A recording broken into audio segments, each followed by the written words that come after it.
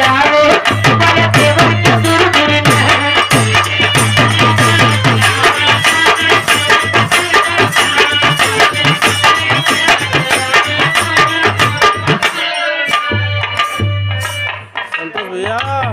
कहे बालू खिसी आइल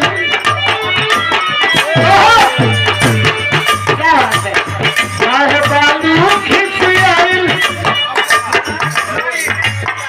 अब झूलू झूलाई बड़ी डर लग रहा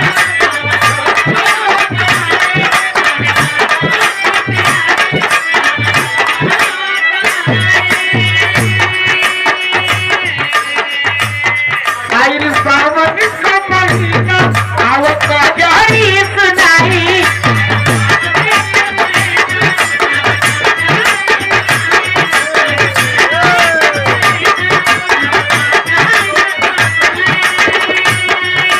कहे बालू खिसी आइल अब झूलू झूलाई आइल सावन का महीना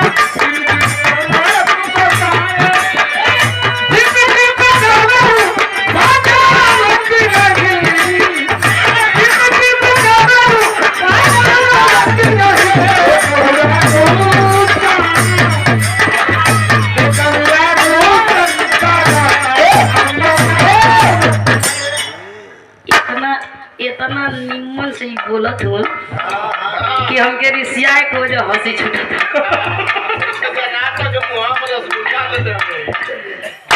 इतना सुगर से बोलबो तो हम कहाँ घुसिया पाए।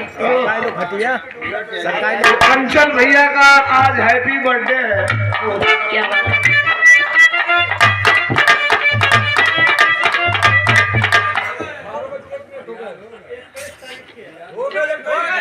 हो गया हाँ हो गया 12 बजे हो गई है 25 तारीख। अच्छा पप्पू भैया बता दे तो अंचल भाई के जन्मदिन पर हम ईश्वर से आराधना करब भैया अंचल भैया को उम्र लंबी हो, परिवार में नाम जस कीर्ति बढ़त रहे। एक बार ताली बजा के अंचल भाई के जन्मदिन पर स्वागत कर दिया। हैप्पी बर्थडे अंचल भाई, हैप्पी बर्थडे।